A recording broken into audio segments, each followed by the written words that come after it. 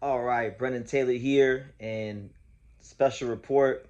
I had a chance to catch up with two of the B sides at the Teo-Rolly media workout, and those fighters are Israel Mercado and Victor Santillan. Israel Mercado's fighting Carlos Utria, who's a highly touted prospect. Colombia, they're trying to fast track him, but he's a strong B side, man. He's a guy that's he has a win over Brandon Pizarro. He also fought Arthur Bjarstlanov to a majority decision loss. And Bjarstlanov, the Chechnyan Wolf, he's getting ready to fight for the IBF title at 140 pounds against the Dolphin Delgado. So, good fighter. He feels that he is the most slept on in the game, so I got a chance to talk to him.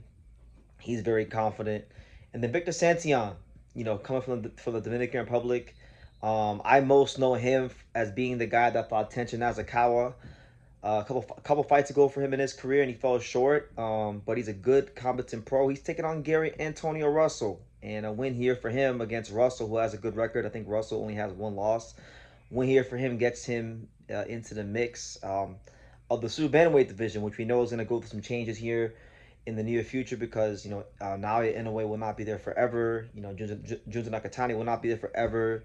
A lot of guys at the top are not going to be there very much longer, so a win for him gets him on the radar. So anyway, great time talking to them. Look out for their fights on the undercard of Rolly versus Teo. And here are both interviews with Mercado and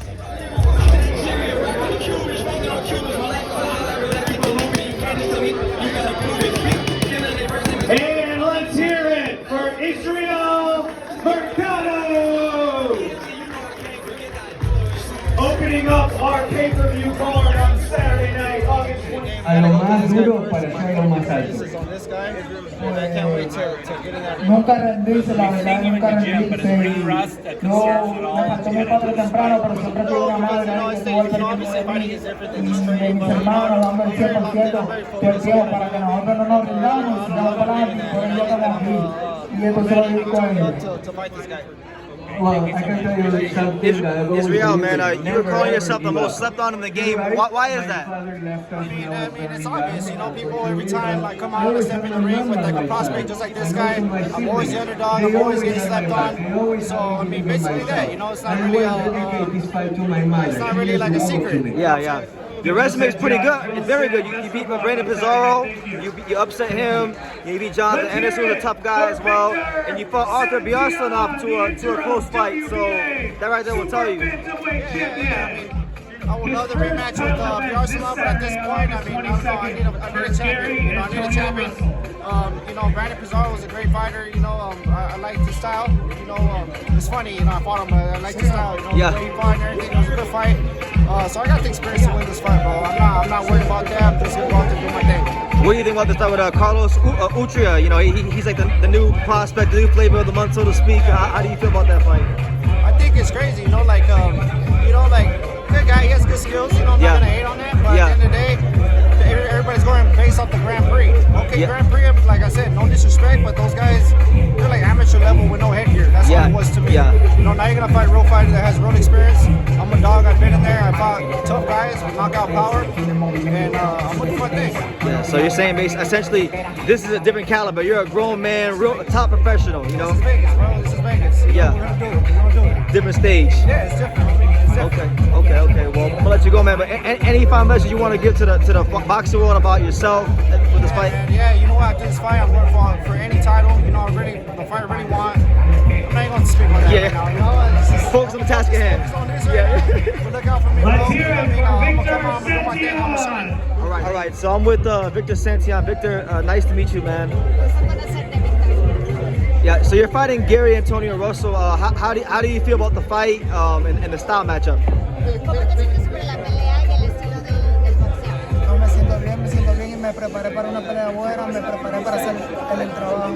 Yeah, he said he feels really good. Stylistically, he prepared for a really good fight, and he feels like it will be a really great fight. Okay, you had that fight with Tenshin Nasukawa in Japan, and you suffered a setback. How do you feel you've grown since then? Es una pelea en Japón que no fue la manera que tú querías. ¿Cómo crees que tú has crecido de esa pelea? He crecido mucho, pues la pelea no estaba al 100% preparado, pero para él me tomé mi tiempo, corregimos los errores y vamos a trabajar sobre eso. He says he feels really good about it, that it was a very difficult loss, but they've done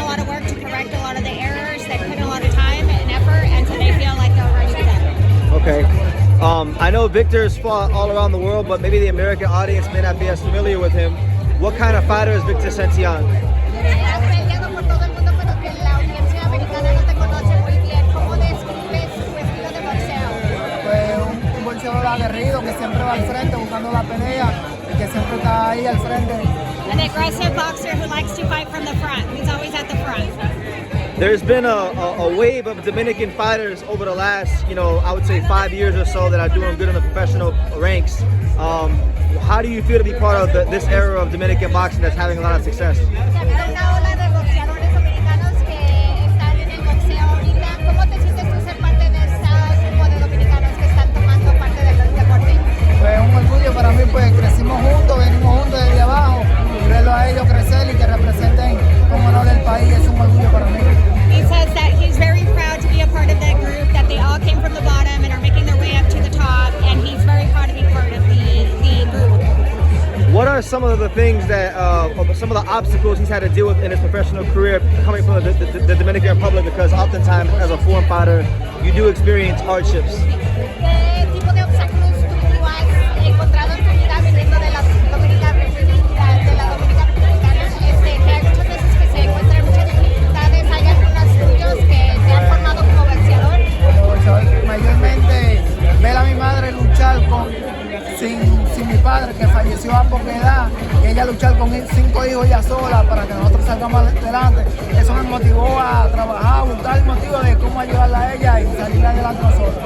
He says that having a single mother who raised 5 children because his dad passed at a very early age was the primary reason that it forced him to work, it forced him how to figure out a way to support her. And that made him who he is as a boxer. Okay, thank you.